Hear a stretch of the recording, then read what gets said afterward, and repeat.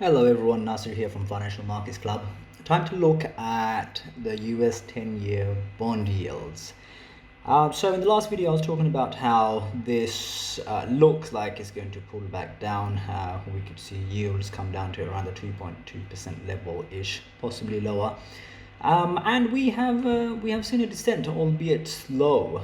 I'm actually quite surprised on the recent descent. Actually, if I just zoom in, we've had the Fed sort of increase their rates by 0.75% twice in the last couple of months, and yields haven't really pushed up, which is rather odd actually. But by the same token, where we have gold usually having an inverse sort of relationship, gold hasn't really shown any substantial move upwards until only the past week or so. So that's rather odd as well. However, I can see bond yields potentially pushing back up to retest those highs around the 3.4-ish, 3.3-ish level again.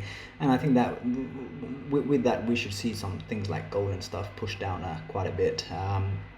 I'll do a separate video on gold to see where that might be going, whether it's going to make a new low or not.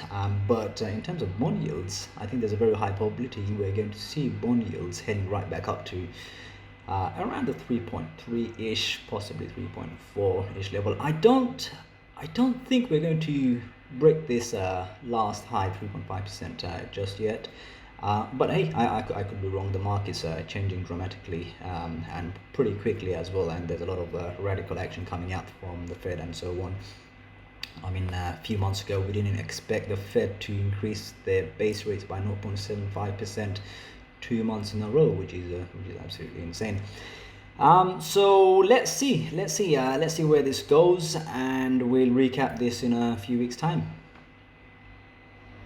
Also, if I could ask you to just throw in a quick like on my video, please, and subscribe to my channel so you can get updates on my videos as they come up. Really appreciate the support, and let's try and grow this channel to help out as many people as possible.